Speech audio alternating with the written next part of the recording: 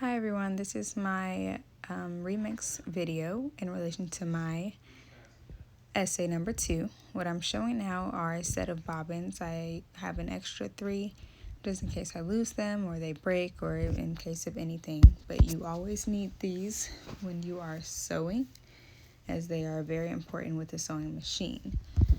I'm also going to prepare to show you the one that's already set up in my machine and already threaded. And as you can see, I'm just taking it out. It's a pretty easy process. It already has white thread on it, which is what I was using the last time I started sewing. So it's pretty simple. I took it out within 5 seconds, put it back within 5 seconds, no big deal.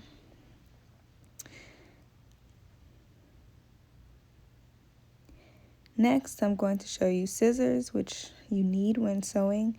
You need a pair of scissors solely for sewing, because if you use them for other things, they get dull. This is my rotary. I use it when I'm cutting my material. It makes it easier if you want just a straight cut. This is my thread cutter for if I make a mistake and I need to just rip the seam of something that I made. And this is just a marker so I can kind of mark where I am.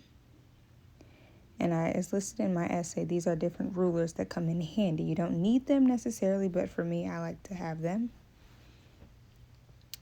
What I'm going to show you next is a little mat that I use my rotary on when I'm cutting, so that I don't cut through anything like my table or something. So next I'm showing you just a few of the different fabrics that I have. I got all of these from Walmart. Very easy, very simple, just things that I like. And this is just a little kit that I have also, but it's not really needed. I actually believe it came with this sewing machine. Now I am showing you how, where my thread is. You want to make sure you always have thread, which all-purpose thread works best for me. But I'm going to show you how to put the string through to make sure it's on the sewing machine correctly.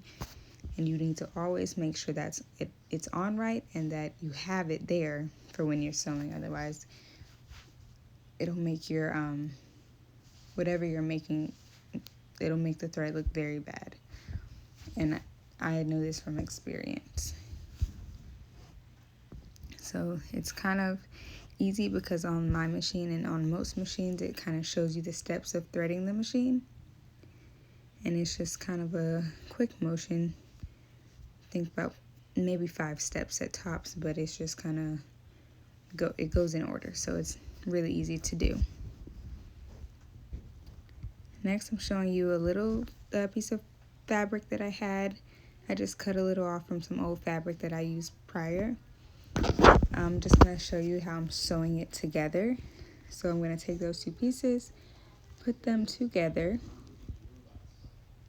and then I'm going to put it under the machine. Now what you're not going to be able to see is the presser foot, which is something you step on to make the machine go.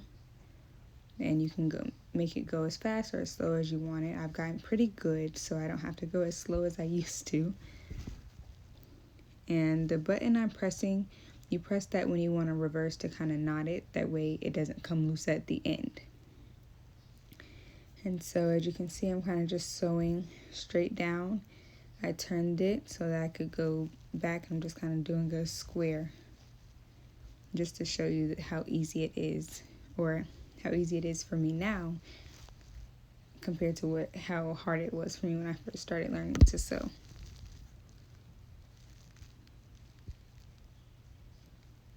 And then as you can see, I pressed that button again to knot it again at the end so that it doesn't come apart. I'm cutting the string and then I'm just showing you the finished product. It's pretty simple.